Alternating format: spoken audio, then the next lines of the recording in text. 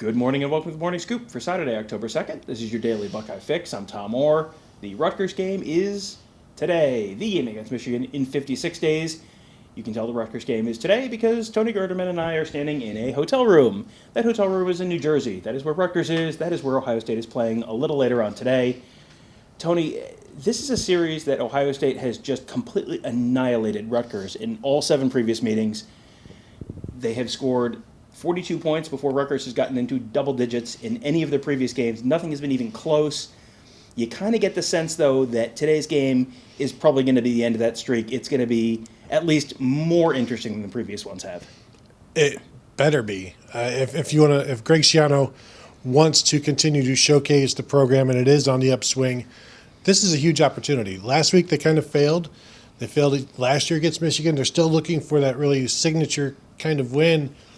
And I'm sure they're not into moral victories, but if you played Ohio State to within the point spread or something like that, that would be huge for this program. And we know the only thing keeping Rutgers down is the players leaving the state. Mm-hmm. Like if recruits stayed here, as he's tried to do, Rutgers could be really something in the Big Ten, especially when the programs that benefit from those players no longer get them. Yeah, and I mean, there are some significant names on the visit list for Rutgers for Saturday, like names Ohio State is actively pursuing. So if they can get a couple of those guys, that would obviously be program changing for Greg Schiano. The atmosphere is supposed to be pretty good. We were driving around campus at Rutgers a little on Friday night. There's a truck driving around with a big QR code on the back, encouraging Rutgers students to all come out and show up. I mean, we were there 2 years ago. That was after Chris Ash had been fired. It was right near the end of the season. That stadium was as dead as any Big Ten stadium I've ever been in. I'm expecting a very different atmosphere on Saturday. Yeah, it's 3:30 kick, so kids at least have opportunity to wake up in the morning or afternoon. It's not the noon kick where it would be tough for some. So it's an opportunity to both rest up and then gear up, and there's no excuse not to be at the game. There's nothing else going on. It's as big a game that has been here in a long time because they feel like they have an opportunity to, at the very least, make it interesting. I'm sure there are some people, Rutgers Al for one of them, who believes Rutgers can win this one. And from what we've seen from Ohio State at times, there's you can't laugh too hard at them. Mm-hmm. Yeah, I mean, I can see a way Rutgers wins the game. It's probably involves a lot of turnovers or Ohio State's defense just not being able to get off the field. That's probably what it takes. But there is a plausible path to victory for Rutgers, which is something you absolutely could not say for any of the previous meetings, I would say. Let's start with Ohio State starting quarterback, CJ Stroud. It does sound like he's going to be the starting quarterback. Ryan Day more or less told us that earlier this week. I think the big question with CJ Stroud is he had the week off, so how the shoulder is presumably going to be better. How much better is the shoulder going to be, and how is that going to sort of play out in terms of how he's able to perform on Saturday? Exactly. I think that's the $1 million question. That's why I asked it. So for $1 million, what is your answer? That's the $40 question, Tom, coming from you. But if part of the reason, or maybe the major reason why C.J. Stroud has had his issues throwing the ball is because of the shoulder, and if the shoulder is feeling better now and he is hitting those passes, then, I mean, you could kind of put 2 and 2 together there. You would hope that the folks who have given him a rough time up to this point would also do the same math and see that maybe it was the shoulder.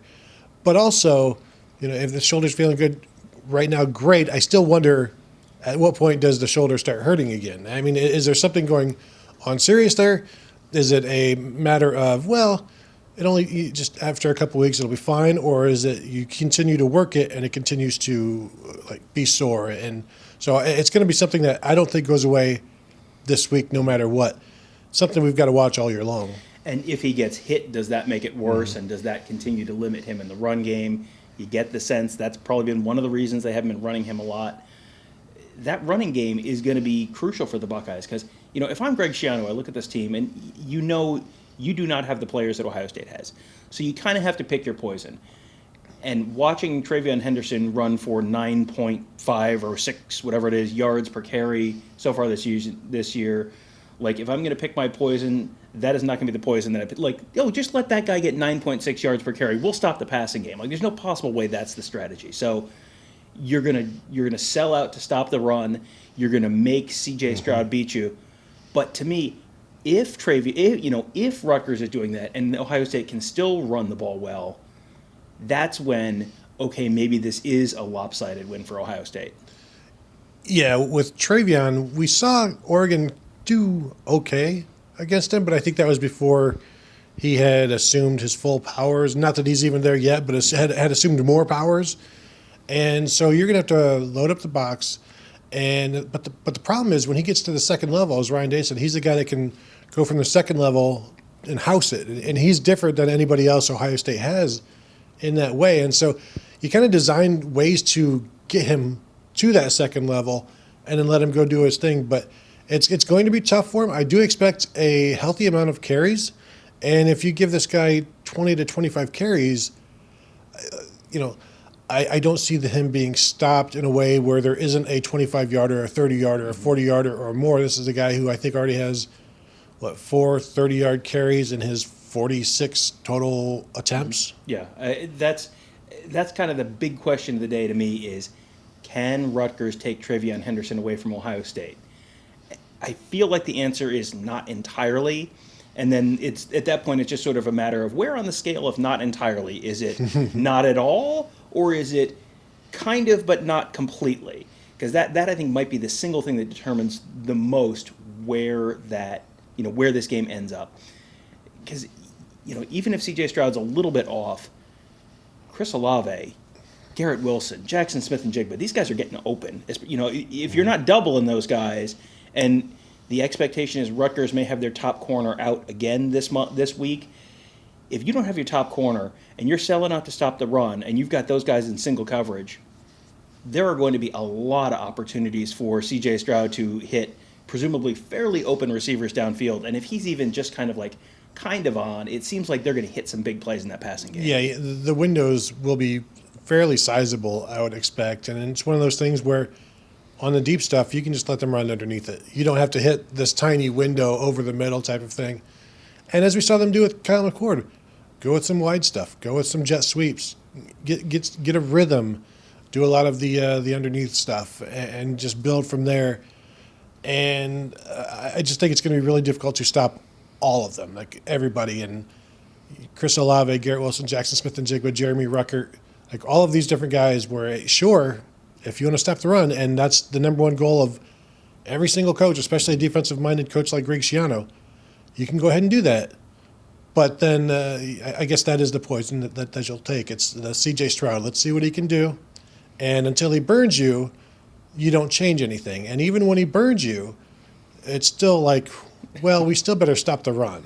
Right. At that point, if CJ Stroud has burned you a couple times and Ohio State's up by 14 points or 17 points or 21 points, then what's Ohio State going to want to do? Well, they're going to want to run the ball, so you still want to take the run away. It feels like that pass is going to be there all day. Rutgers' best defense against the Ohio State passing attack might be the Rutgers offense. Can the Rutgers offense keep the Ohio State offense on the sideline? A lot of this game, it feels like if you tell me what Rutgers is doing, what's Rutgers on 3rd and 4th down on Saturday? If they're 8 for 12 on 3rd down and 1 of 2 on 4th down, I feel like that's one kind of game. If Rutgers is 3 of 12 on 3rd down and 0 for 2 on 4th down, that's an entirely different game. And I feel like just those two stats alone might tell me all I need to know about how this day goes for Ohio State. Yeah, even the number of 4th down attempts where maybe it's 3rd and 8 and they don't get anything, so you're going to punt on 4th and 8. Mm-hmm. But if you're picking stuff up on 3rd down and it's 4th and 1, almost from their own 40 and in and beyond where they're going to go for it. And so that's where it's winning on 1st down and then limiting those 3rd downs. And, yeah, it's going to be a huge story there. And we know that Noah Vedral can also pick up 3rd downs with his legs. So I'm also interested to see how much of that they do, not just the called runs and the called zone reads, but also the scrambling on a drop back, because he can do that. He'll keep plays alive. You wonder, do they spy him? How do they want to handle that?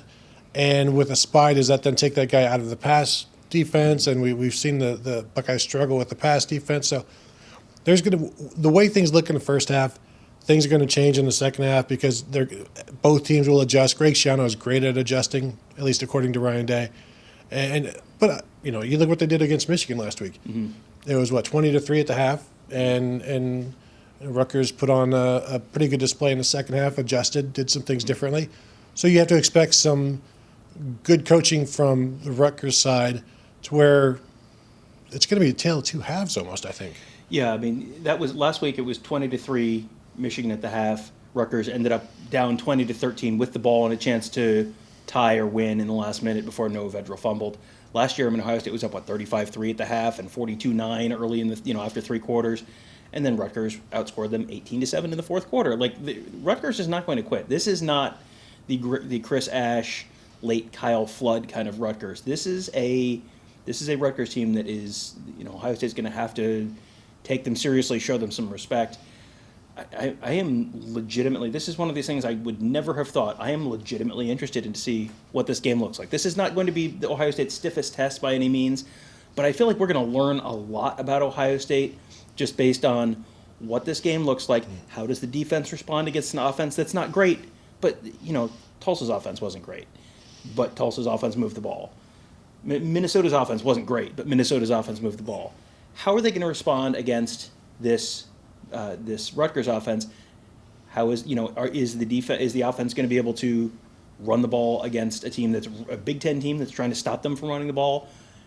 How is CJ Stroud's shoulder going to look? I think we're going to get answers to a lot of pretty interesting questions tomorrow, even if this is like the fifth toughest Big Ten game on their schedule. Yeah, I'm looking forward to it, and we'll find out more about the Ohio State defense as they continue to round into form to become what Matt Barnes is trying to get them to become, all of the coaches. And you're going to see Rutgers, I think, just selling out in terms of individual players and fighting for every yard. Noah Vedral, like I've said before, may carry the ball over 20 times in this, and just continue to just come after Ohio State. And this is a program that has totally the players have totally bought into Greg Schiano and the program.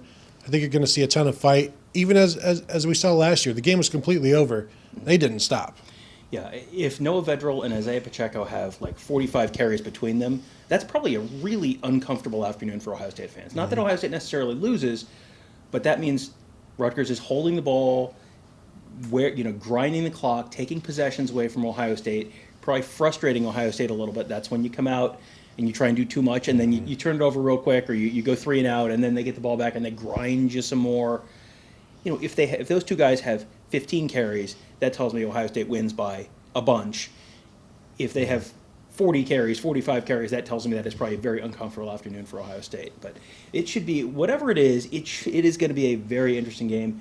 It should be a really raucous atmosphere. Again, the last time we were here, it was like going to a game in a morgue. And this, from all indications, this should be a raucous SHI Stadium on Saturday. So genuinely looking forward to that.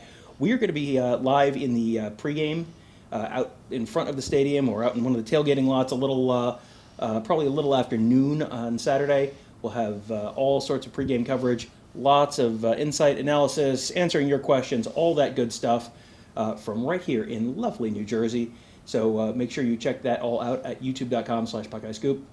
If you're watching this on YouTube, the best way to make sure you get notified as soon as we go live on that is to hit the little bell that'll subscribe to our channel. You can also hit the little circular Buckeye Scoop logo that pops up at the end of this video. That also will subscribe you to our channel. What that'll do is then you'll get notified every time we post a new video. So when we go live pregame, when we do our postgame interviews, when we do our postgame instant reaction show, all of our midweek interviews, you get notified every time we do it. So then you'll just click on it and you go right to it and you don't miss anything. So that's all free. It's all at youtube.com/Buckeye Scoop. Thank you guys all for joining us. Have a great day. We'll talk to you a little later on.